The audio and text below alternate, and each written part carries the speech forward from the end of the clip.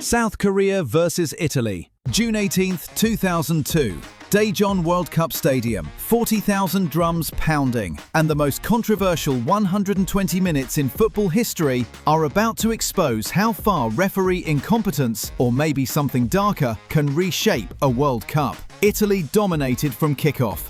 Wave after wave of attacks, yet they were fighting 12 men, South Korea's 11 and Ecuadorian referee Byron Moreno. South Korea was awarded a dubious penalty after a free kick were going into the box. Buffon saved it. Many questionable free kicks and yellow cards were given throughout the game. Francesco Totti went down under clear contact in the box. Moreno waved it away. South Korean tackles went unpunished. Boots to thighs, elbows to faces. Then Moreno's masterpiece. A second yellow card to Totti for an alleged dive that replays proved wasn't a dive. The defender took out his standing leg. Italy were down to 10 men, with Moreno standing 30 yards away from the incident. In extra time, Damiano Tomas's goal was disallowed for one of the tightest offside calls imaginable. Serie A and Perugia player An Jong-hwan's golden goal sent South Korea through, while Italy descended into fury. The next day, Perugia's owner Luciano Gauci terminated An's contract,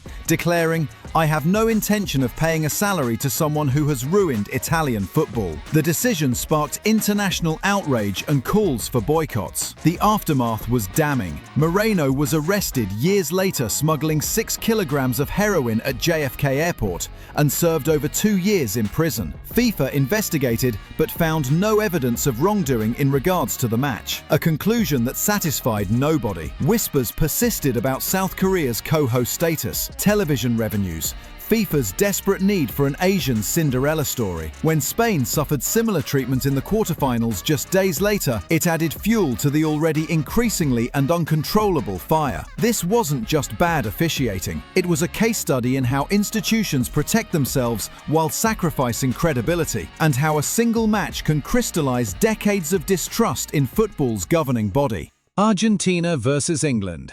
Estadio Azteca, June 22, 1986. 115,000 people saw what the referee somehow missed, and the most infamous 4 minutes in World Cup history proved that genius and villainy could coexist in the same man. The Falklands War had ended 4 years earlier. Tensions were raw. England's players saw it as more than football. Maradona later admitted it felt like symbolic revenge. In the 51st minute, Steve Hodges' mishit looped toward his own goal. Maradona jumped, goalkeeper Peter Shilton jumped, and Maradona's fist, not his head, punched the ball into the net. Referee Ali bin Nasser pointed to the centre circle. Goal. England's players surrounded him, screaming. Television replays were damning. Maradona's arm extended above his head, clear as day to everyone except the officials who mattered. Post-match, Maradona gave his infamous explanation. It was scored a little with the head of Maradona, and a little with the hand of God. 4 minutes later, Maradona scored the greatest individual goal ever, slaloming past 5 defenders.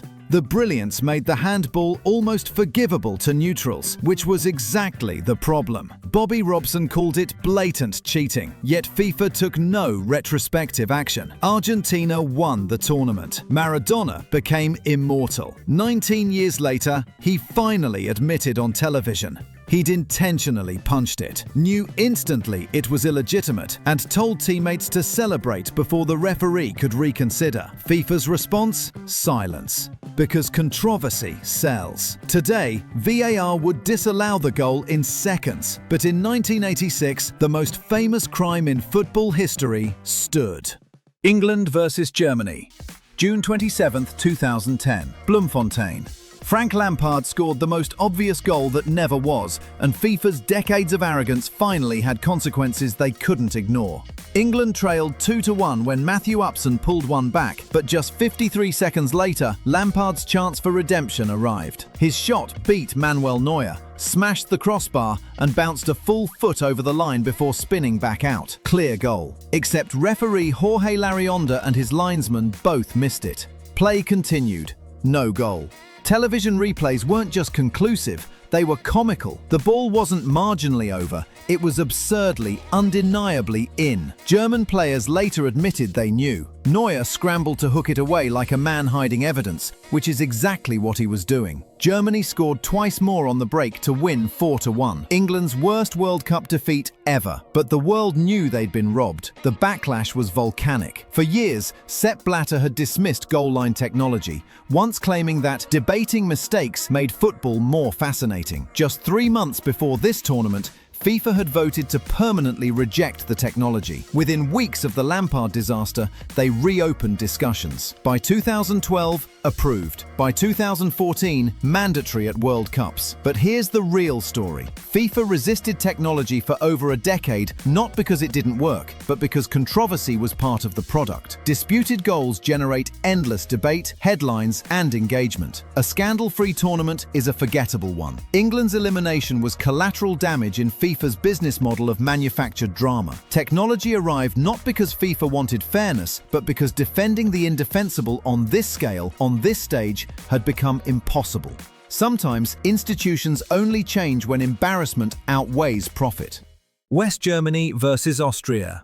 What if two teams openly mocked competition itself, and FIFA rewarded them by changing nothing but the schedule? June 25, 1982. Gijon, Spain. The most shameful spectacle in World Cup history unfolded in 80 minutes of choreographed surrender. And FIFA's response proved that systemic exploitation would never face real consequences. Algeria had already beaten Chile 3-2 the previous day, topping the group. West Germany and Austria knew the mathematics cold. A German win by 1 or 2 goals sent both through while eliminating Algeria. The game began with genuine intensity, until Horst Hrubesch scored in the 11th minute. Then both teams stopped playing football. Not subtly, brazenly. Passes went sideways. Tackles vanished. Players literally walked through entire passages of play. The second half produced 3 shots, none on target. West Germany made 8 tackles in 90 minutes. Pass completion rates exceeded 90% because nobody challenged anything. The crowd erupted in whistles. Algerian fans on their side waved banknotes, screaming about the fix. Austrian commentator Robert Seeger told viewers, "Turn off your televisions." German broadcaster Eberhard Staniek declared it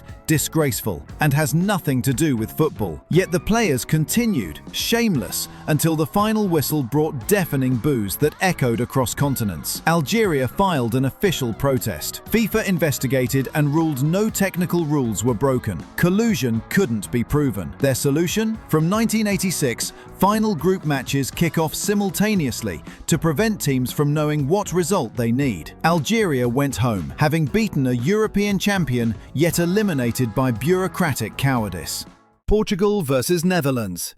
June 25, 2006, Nuremberg. What should have been just another knockout game became the Battle of Nuremberg. 16 yellow cards, 4 reds, and the complete collapse of control. Russian referee Valentin Ivanov didn't just lose authority, he became part of the chaos itself. From kickoff, this was war. Tackles flew high and late. Players swarmed Ivanov after every whistle. The yellow cards came in waves, 9 by half-time alone. But here's what made it worse. Ivanov seemed paralyzed by the escalating violence, unable to draw the line that would stop it. The second half was carnage. Khalid Boularus's horror tackle on Ronaldo, the kind that leaves scars, earned only a yellow. Ronaldo left the pitch in tears, his World Cup hanging by a thread. Minutes later, Boularus got his second yellow for another brutal foul. Now it was 10 versus 10. Giovanni van Bronckhorst wasn't about to let that last. He clattered into a Portuguese player. Second yellow, early shower. Then Deco completely lost it, shoving a Dutch player to kill time. Second yellow. Both teams reduced to 9 men. Pure chaos. The 16 yellows shattered the previous World Cup record. FIFA's president Sepp Blatter admitted Ivanov should have given himself a yellow card for his performance. Ivanov wouldn't referee another match that tournament. But here's the deeper question. How did this happen? The referee so clearly out of his depth on football's biggest stage? The answer reveals something darker about how FIFA operates. When the stakes are highest, sometimes the wrong people are in charge of the biggest moments. And when that happens, it's not just one game that suffers, it's the integrity of the entire competition. France versus Kuwait. June 21st, 1982. Valladolid. Football witnessed something unprecedented. A referee reversing his decision after a member of a royal family marched onto the pitch and demanded it. France were cruising 3-1 when Alain Giresse scored a fourth. Kuwaiti players froze, claiming they'd heard a whistle from the crowd before the shot. Soviet referee Miroslav Stupar had blown no whistle. The goal stood for now. Then Sheikh Fahad Al-Ahmad Al-Sabah, brother of Kuwait's emir and president of their Football Association, stormed out of the VIP box, not to the touchline, onto the playing surface itself, in traditional white robes, marching towards Stupar, threatening to pull his team off entirely. The referee was surrounded. Kuwaiti players, actual royalty, security frozen. After what felt like an eternity, Stupar consulted his linesman and did the unthinkable. He reversed the decision. Goal disallowed. French players were apoplectic, but France won 4-1 anyway, so the result didn't change. What changed was something deeper. Stupar never refereed another international match. His career ended in that moment. But the bigger questions remained unanswered. FIFA never explained how a Football Association president gained pitch access during play. They never addressed how external pressure could overturn a legitimate goal at the World Cup. The incident revealed an uncomfortable truth. When power and influence enter the pitch, the rules of the game become negotiable. This wasn't just passion. This was authority wielded in real time. And FIFA's response, or lack of one, sent a message that would echo through decades. When confronting power becomes too uncomfortable, it's easier to look the other way. USA versus Slovenia. What happens when a referee takes away a goal, refuses to explain why, and FIFA has no obligation to tell you the truth? June 18th, 2010. Johannesburg. The United States were dying at half-time. Down 2-0 to Slovenia, their World Cup dreams slipping away. Then something extraordinary happened. Michael Bradley pulled one back. Landon Donovan leveled it at 2-2. The Americans smelled blood. 86th minute. Donovan lines up a free kick. Maurice Edu times his run perfectly and volleys it home. Winner. The celebration erupts. Players running after Edu, but not for long. Referee Koman Koulibaly is blowing his whistle. Foul. No goal. But foul on whom? By whom? Nobody knew. American players surrounded Koulibaly, asking, begging for an explanation. Nothing. Silence. He wouldn't say a word. Coach Bob Bradley was stunned. Replays rolled. Frame by frame, analysts scoured the footage. Slovenian players were holding Americans. Jerseys grabbed. Arms locked. But an American foul. Nothing. ESPN couldn't find it. Commentators worldwide couldn't find it. Koulibaly had blown his whistle just before Edu struck the ball. He'd seen something, called a foul, but the goal happened anyway because no one heard him in the chaos. Because the whistle came before the goal, Koulibaly wasn't required to explain anything. Not to the players, not to FIFA, not to anyone. The rules said his decision was final. No questions asked. FIFA quietly reviewed his performance, rated it poor. He officiated one more match as a fourth official, then disappeared from the tournament. No explanation, no accountability, just silence. The USA eventually advanced anyway, winning the group, but the incident exposed something deeper. A system where match-defining decisions can happen without explanation, where referees can simply refuse to communicate, and where FIFA's rules are designed to avoid transparency rather than demand it. The biggest controversy isn't necessary corruption. It's a system built to never answer the questions.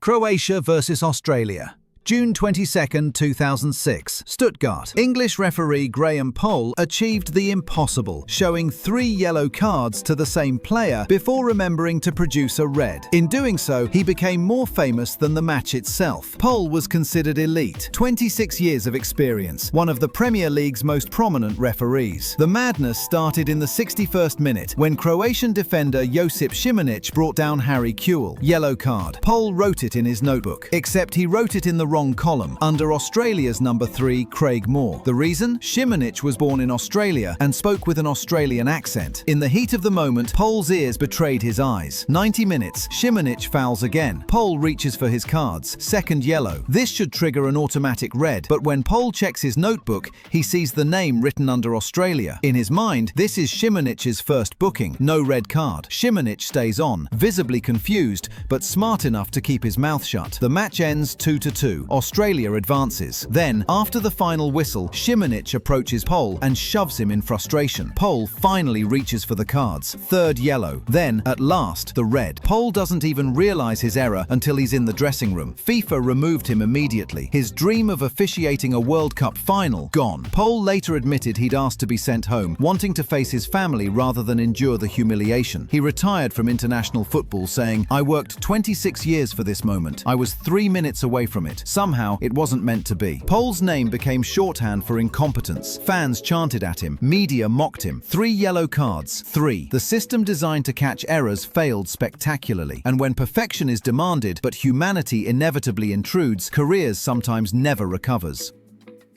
Argentina versus Poland.